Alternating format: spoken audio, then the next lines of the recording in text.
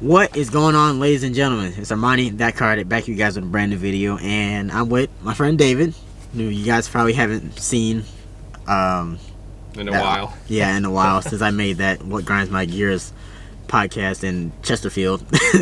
He jumped in there, but today it's a podcast, What Grinds My Gears podcast. I just want to make a video, just get somebody else in there this year. I'm gonna try to get more people on the podcast because I like talking with people than talking by myself.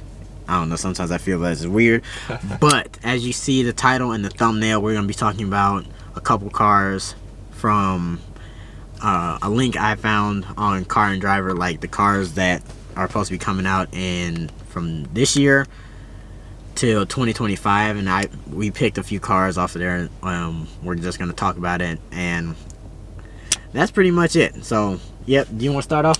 Which car you want? Which car you? I mean, the one I'd say I'm more excited about is the Corvette. That's at the top of my list, I think. Being a Z06, like the regular C8 was quite awesome in terms of performance. Did you ever drive one? I have not. All of the allocations were sold out, so like they wouldn't let people drive them. But it's a car I considered buying. Right. But then I know the Z06 is coming, and then there's the Z01. Yeah. And then the, what's the other one? It's like the Zorro, which is going to be their ultimate edition of the Corvette. I thought that was going to be like the equivalent to the ZR1, but I was like, I don't know what Chevy's going to be doing with that. But yeah, I think it's supposed to have a flat, I can never say it right. Flat plane crank V8. Yeah. Pushing around 650, I think. They're supposed to, I mean, they've bumped it up, I think, for that. So 650 or 700, one or the other. Yeah, it's supposed to be a 5.5 liter, like flat plane crank V8. And I don't know if it's supercharged or turbo, but I know the Z01's supposed to have like a mild hybrid system on it. Yeah. Plus boost. Yeah, that's, I think they said that's going to be like 900 horsepower, or something like that, or something retarded. But yeah, I don't know. I can't wait to see that one and get to drive one of those. I drove the C8, which some of you guys have seen the video. If you haven't, I'll put the link up here somewhere. And what was your I guess your review of that? What's your thoughts? Like, what was your final reaction to it? It was cold that day. I mean, I know that you can't really knock the tires loose, but they knocked the tires loose that day. First through second, I was like, all right. But yeah, drive smooth, but the passenger, it feels like it's very narrow, like more narrow than a Viper to me. So, what'd you think about the DCT, the transmission? The DCT was smooth. Okay. Honestly, I mean, hopefully they keep that through the lineup. Yeah, don't mess it up or mess with anything. But yeah, that's gonna be a very nice car when it comes out. But I guess what I was gonna say, well, my last question about the Corvettes though is, if you want to make some money on it, I would say get your allocation early. Yeah. Because it's one of those cars that sells really quickly, and if you want to invest your money into a car, that's one of those cars to sell. Right. Like, to buy an allocation now, and you can sell the allocation for a lot more money later on when it comes out. So. Plus, those are gonna be pricey too. I'm expecting it to be around like 130, 140. Like fully loaded. Out probably. the gate, yeah. But next car I like to talk about is the CT5V Blackwing. Ooh. Now that car, that is going to be something else, because I know Cadillac has been trying to fight with the Germans for the longest time. Since the ATSV and the CTSV, they've been fighting with M3s and M4s. And, M5s too. Yeah, M5s. Was it E63s, E63s, and C63s. And even the Audis, I mean, they're like their R7 is like, I would say that for now. I know the R6 Avant came out, but like it was, I mean, the R7, the E63, the M5, right? Even the C63, I think is kind of there too, because I think the C63 is better than the M3.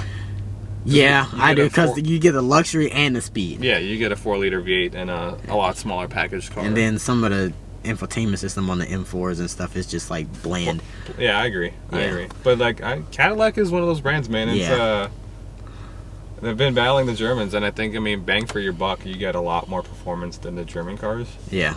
I mean, if you look at the CTSVs, like the V2s, yes, they've maintained their like price. I mean, it's not one of those things like it depreciated. It did depreciate, but like it bottomed out at a really nice market. I was looking at some earlier this morning. I saw one for like with 20,000 miles have 48 grand. Like, and the thing is, you gotta think those cars were 70 new, and it's now like almost a 8-9-year-old car. Yeah, I think it was a 13, the one I was looking at. Yeah.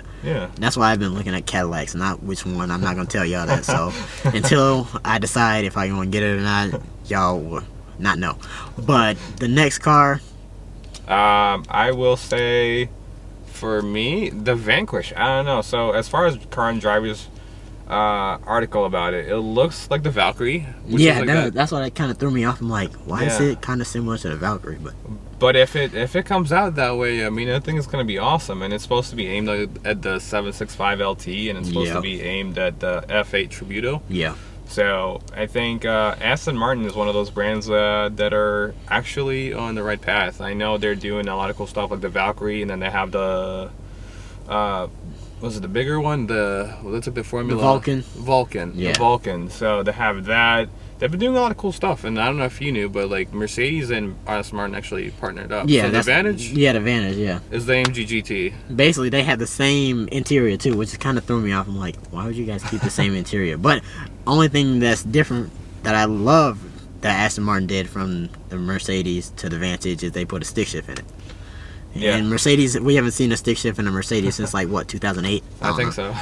Who knows? But it's also, I feel like the leather is a little bit different. Like the touches I would say, are a little bit different than the AMG GT. Like the Aston Martin is like a boutique builder of like interiors. Like they have amazing interiors. Like, you know, you have quilted stitching. I think their like choices of materials are a lot better than Mercedes in terms of being durable. But the contract they have with Mercedes, the reason why I'm just trying to explain is like, from my understanding is Aston Martin gets AMG's or Mercedes's previous year technology. So like for a 2020 Aston Martin is going to have a 2019 tech from Mercedes. So like the infotainment system, the electronics, the buttons, motor, transmission, like tuning, all of that is from 2019. Yeah. So, I mean, I get it. They want to be more like, they want to remain at the top of, you know, of their, what do you want to call it? Class? Not class, but like in terms of, they don't want to give all of their technology to Aston Martin. Like they still want to be better than Aston Martin in some way or shape or form. So like, they don't want to give everything away for free to another brand. So I get it. What about you? What's the next car, man? I think the Gt4 Rs. The Gt4 Rs. I didn't know they're gonna come out with a Gt4 Rs, to be honest with you guys. But seeing this from the article, I am here for it. I have two different pictures that I found. One that looks like it has a center wing on it, and one from Car and Driver with a regular wing. I don't know. You guys choose and decide which one looks better, and let me know in the comments below. But with that, I think it's supposed to be, they're gonna sell it for like $130 out the gate. Yeah. And then it's gonna be a flat 4-liter 6-cylinder with a turbo, and it's gonna be around 500 horsepower. And if you guys know, that car is already light from the jump. So plus that, I think either 4-liter, no, it's gonna be a 5-liter 6-cylinder with a turbo. That thing's gonna be a little rocket. I can't wait to see that comes out, and I hope they're gonna still come out with the transmission in that too. So, oh, I forgot to add one thing about the CT5V. Those are supposed to be coming in 10-speed, and you can get them in a 6-speed manual. That's awesome. Yeah, so I would say the Gt4 Rs, man. I don't know. Have you driven a GT4?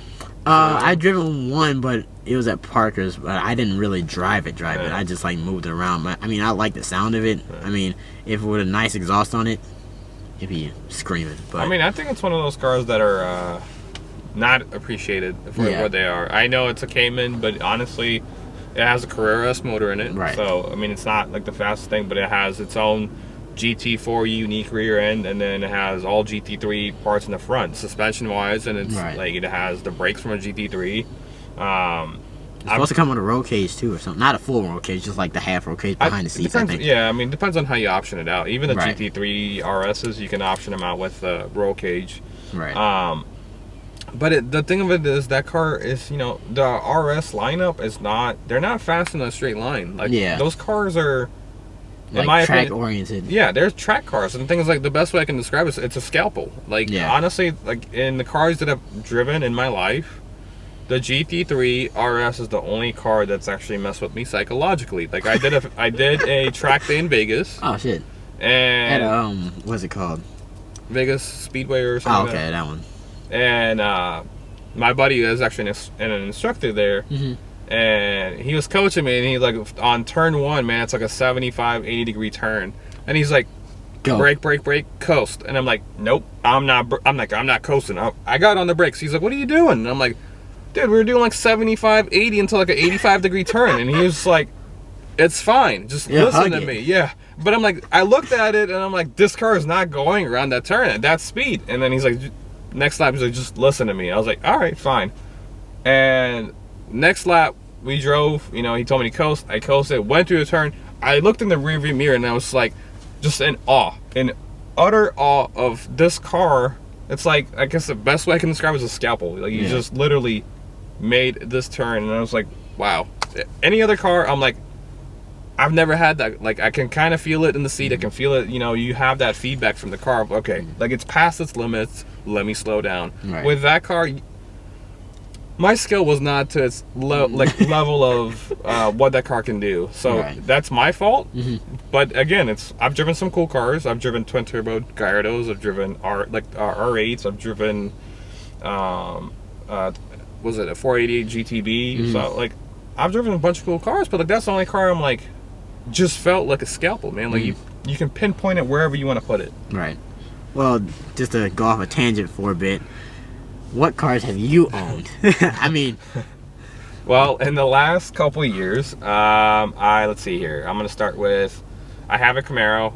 It's built by CBI. I don't know if I can give a shout out, but yeah, I can. CBI Chad Barton is the man, and JMB Justin did the custom big single turbo kit on that car. You guys seen it in a few videos. It had some issues last year. 2020 was a bad year. Yeah. But the car's been like dead nuts reliable, and I built it, you know, 4 or 5 years ago, and it's, I mean, it lifted ahead last year, but minus that, like, it's kicked ass, taking names. I've lost some races, and I mean, you lose some, so. I'm not the fast other. The car has a great, you know, KD ratio. If you want to talk about Call of Duty, like, it has a great KD, but I've lost some races too, you know, and it happens to the best of us. Yeah. I've owned a 5 Series, like a 535. I was like in carbon black. It was like, actually, let me backtrack. I've owned a 16 SRT Jeep Grand Cherokee. Oh, okay. Worst car on gas mileage. Yeah. I think I averaged 13 city and highway. I was at the gas station twice a week. Cool car. To be honest with you, that car kind of handles like an Evo 8, Evo 9. Oh, okay. You have like, I think just not the motor aspect. No. Gt4 is a thirsty girl. Yeah. And then I had the 5 Series because I was like, I wanted something a little bit more efficient on gas, but I still wanted like that quality, you know. So like, you had the 535 and the M5 that I reviewed. If you haven't seen that video, this is like 2 years ago. But yeah, and then I had the Camaro, I had the 5 Series, I had a Mustang GT that not a lot of people knew about, 18. So like the new you ones. must have had that for like a hot minute. Yeah, so that was 6-speed, the worst decision ever, because I should have bought a 10-speed, but I bought a manual because I was like, all right, I got an automatic, you know, Camaro, like drag car, and then I'm like, you know, let's get something fun. I had a lifted truck at the same time, and then I bought a ZR1. I bought a C6 ZR1. It was one of 12, and that color was dope. Supersonic blue. 2012, and I think for the entire production of ZR1s from 09 to 13, they made, I think, like 146 of them, so super rare color. And the gentleman that had it before me did like a bunch of sweet mods to it. It had an Akrapovic exhaust system on there, full titanium exhaust. So I think it's like $8,000. My buddy joked with me, he's like, if you ever fell back on car payments, you can just sell the carbon tips, because they were like $1,500 just for the carbon fiber tips. God damn. And cool car, man. And 2 days into owning it, it tried to kill me. It tried to put me in a wall. Like no warning at all. Yeah, pretty much. And I was like, wow, okay. I'm like, and I wasn't used to it because the Camaro's makes way more power. Is on slicks. This is a car on street tires. I wasn't even on it, so like without warning, like the Aston came out, and I was like, wow, okay. And it scared me, honestly. And then as the weather warmed up, I was like, I told myself, if I can't enjoy that car, there's no point in me having it. I loved the way it looked. It was wrapped in like a matte cyber gray. I didn't wrap it. That's the one time I've seen it. Yeah, it wasn't wrapped by me. It was wrapped by the previous owner, and like it was a very menacing looking car. I mean, it was all blacked out, matte gray wrap. The wheels were black. Everything was tinted black. The headlights, taillights, reverse lights, turn signals. That's the best way to do a C6 Vet. Yeah, and it was gorgeous, man. And like it drove nice, but like I said, I was scared to get on it. And then after that, I was like, you know what? I just want a car that can do everything, all in one, where it's like dual personality. You can be comfortable, luxurious, or you want to be loud and brash and like kick people's asses. And so I traded in the 5 Series and the ZR1 on the M5, and then so with the M5, man, that car made a name for itself. You actually have some of the clips of me. Of me stomping some people, and like, if you guys haven't seen any of the racing videos, I'll post them up here. Go back and find them. But yeah, we had a guy come up from like down south. He drove an hour and a half in a nitrous, like he was supposed to be the fastest LT1 Camaro 4th Gen, and he called me out for $100. He came up and he said he had like he said he had nitrous backfire or something like that. That's fine, whatever. Shit happens, but like he came up, lost $100, and then that car became super notorious, man. Like I would race Hellcats, Hellcat Red Eyes, CTSVs, other 5 Series, like not 5 Series, other BMWs. Beating people with the seat massagers on. Exactly. You had the seat massagers on, the cooled seats, man. It was a nice place to be, and that car probably cut like 460 foots on grass. Like it was consistent, and that's why I beat people. It wasn't like the fastest car out there. I apologize about that. But it was, it was one of those cars that was like consistent. You just brake torque it, man. It wasn't a DCT car. So being a torque converter car, you can load up the torque converter. I'll say the funniest thing was I raced a gentleman in a GTO. I'm not gonna name any names. Oh. But this dude, said it was a grudge car. He wouldn't tell me nothing about it.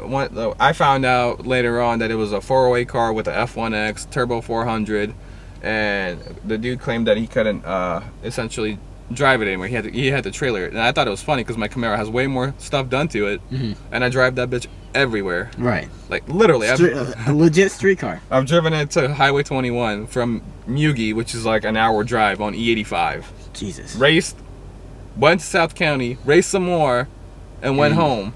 Damn. So, like, people say it's not a street car. Up, down, and then back home. Yeah, pretty much. So it's a street car. And this dude was like, I looked underneath this car. I'm like, stock suspension. I'm like, dude, this dude's like done. And he's like, what's done to the M5? I'm like, nothing. Bone stock. And one of my buddies like, yeah. I'm like, he goes, I had the seat massagers on the whole way here, and so he thought it was funny. And so we bet $100 plus $100 on the side bet. And man, I tried to load up the converter and I cracked the wheel, the tire, just like a hair, which didn't matter. The light came on. I had him by 2.5 cars the entire way. So my point being is I lost on a technicality, but he looked at stock M5 taillights the whole way down the 8th mile. So yeah, he took that out for sure. Yeah, I mean, psychologically, at the end of the day, man, I'd rather like, I wish I didn't like break the tire, but he went home and he was like, man, I looked at stock M5 taillights the whole way down. I wouldn't sleep. But after that, I had a Raptor. I sold the M5. COVID happened, so I was like, I wanted to reduce my overhead on cost of cars, and I bought a Raptor, fully loaded Raptor, $75,000 Raptor. Stock ones are $50,000, so like it's $25,000 in options. I had a crappy experience, unfortunately, with local dealerships here, and they treated me like crap. The truck had a bunch of little issues from the beginning, and I owned it for 3 months, and then I traded it in on a Range Rover. It is a HSC Sport, like P525 Dynamic. That's what we're sitting in now. Yeah, which is like a supercharged V8. The only difference between this and a SVR is exhaust, tune as far as power goes. So the SVR makes like 50 more horsepower than this car does, but it's pretty much an exhaust and tune. Wow. As far as the outside stuff, it's different. I mean, you get a carbon fiber hood on the SVR, you get forged wheels, little fender flares in the front and back. Interior, it's steering wheel, seats. There's a difference. But it's an extra 40-50K. Yeah, forget it. Is it worth it? No, in my opinion, it wasn't for a daily. But as we talked about a little bit, we got something in the pipeline right now that's a very exclusive car. Yeah. I'm expecting it around June or July. Yeah. All I'm going to give them a hint is Nardo Gray. That's all I'm giving. Okay. Whether it's a Lambo, whether it's a Porsche, whether it's a Hellcat. It might be a Nardo Gray Hellcat. It might be a Nardo Gray Cavalier. You never know.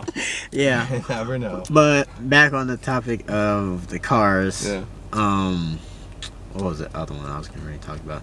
The Ferrari SUV. I was confused on that.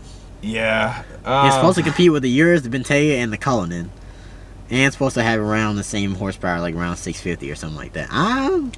It looks weird. I'll throw a picture up for you guys now. You guys let me know what it looks like. I think it looks like a freaking F12 that gained some weight. But other than that, I don't know. What do you think about it?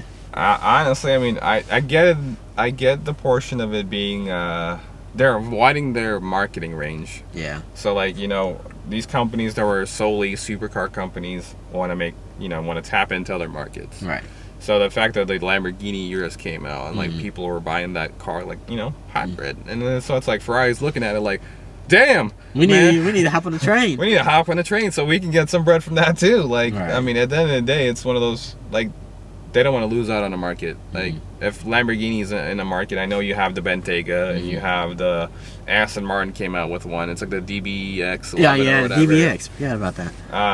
And then you have the RS8 from Audi, which is RSQ8, a detuned Urus, pretty much. Just the same motor, same everything. It's 50 less horsepower. Yeah. Which one am I missing? I know we got Cullinan and the Cullinan. But the thing for the Bentayga and the Cullinan, I feel like those are just like... It's just like cruisers. Yeah. They're not supposed to be like meant for speed. No, that's what I'm saying. Like, so like I don't think those are in the same market as the Lambo. So like really in the Lambo market you have the Urus and then you have the RSQ8, which again is a baby Urus. Like you are paying some premium because it's a Lamborghini. Yeah. But I mean, again, if you're gonna buy a car that you want an SUV to haul the kids around and you're in the market for like in that price range, I mean, I would probably get the Urus just because I mean it's a Lambo. Yeah, I would get a Lambo. I mean, not to say I haven't seen no Bentaygas put some work in on the street, but I had. It is weird. It threw me off. I'm like, the hell was that? They're fast, and I would say the Bentayga's like closer to the Lambo than the Rolls Royce. The Cullinan is it's just like a straight chauffeur's car. Yeah, you're supposed to be sitting in the back type, not driving. Absolutely, man. So I don't know. Do you know what the Cullinan was named after? It's I forgot. I forgot.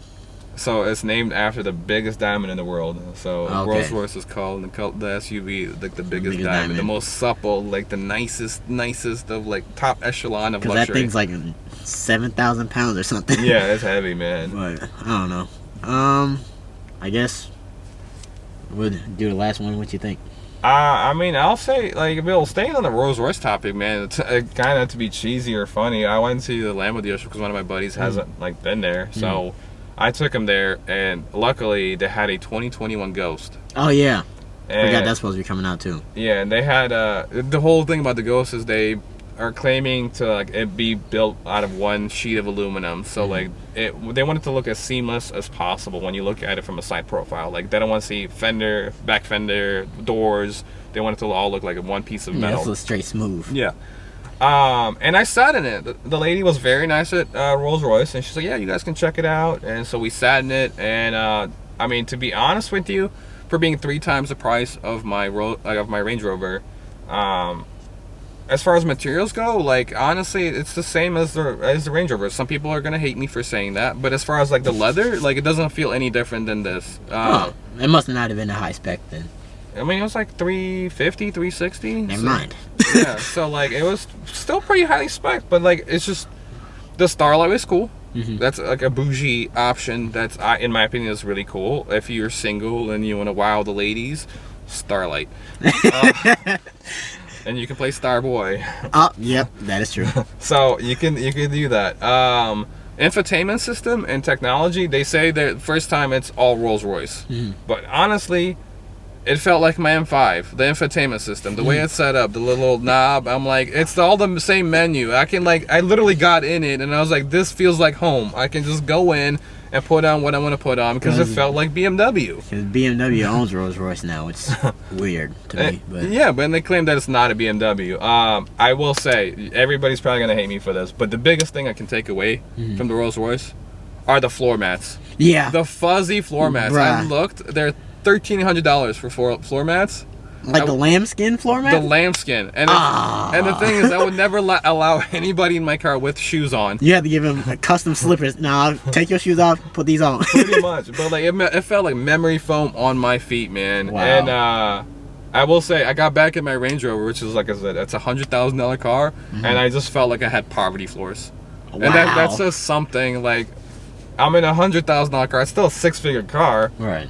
But these are just like all-weather floor mats, so like they're hard. And like I went in there, it was like memory foam. And I was like, man, like you're some poverty floors. You just take a straight nap in here. Pretty much. So. But that's the last thing I want to say, man. It's cars are getting fancier and fancier and faster and faster. And some people want to say, you know, the old people lived the golden age of muscle and power. But I think we're reliving it. You can go buy a Hellcat Red-Eye that has 800 horsepower and has a warranty. From a factory. Yeah, from the factory. So it's like, I think we're reliving that age, and it's like everything keeps getting faster. Electric cars are getting better and better. Like the Hummer EV is supposed to have 1,000 horsepower from the factory and like 11,000 newton meters of torque or something like that. Yeah. You gotta do your research. Don't completely trust me on that because sometimes I'm wrong. I will say the other car that had my interest, minus not the car that I have coming, but the other car that had my interest was the Model S Plaid.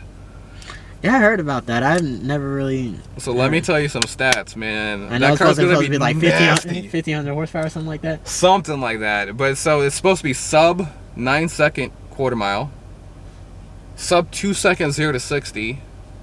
It's supposed to be a 200-mile-an-hour top speed, so over 200. Jesus. And 530-mile range as far as like electric range to go, you know, to travel essentially. So you have 500 plus miles of traveling, like distance of you can travel, but you still have a sub 9-second car, which is an 8-second car on the street.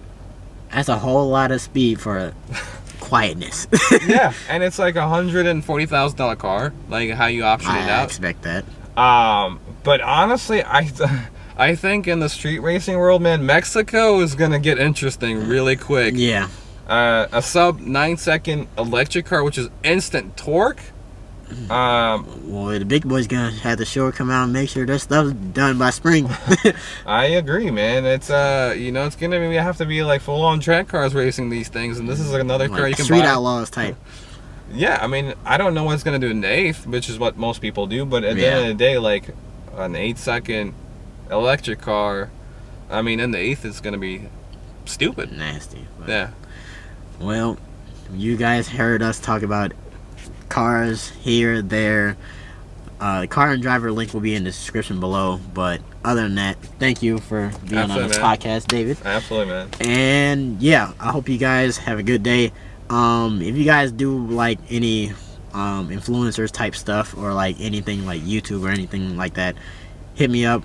Drop your IG in the link below, and I'll shout you out as long as you shout me out on your channel. So I'm trying to do different things this year. So yeah, that's about it. Thank you guys for watching. Like, comment, and subscribe, and I'll see you guys in the next video.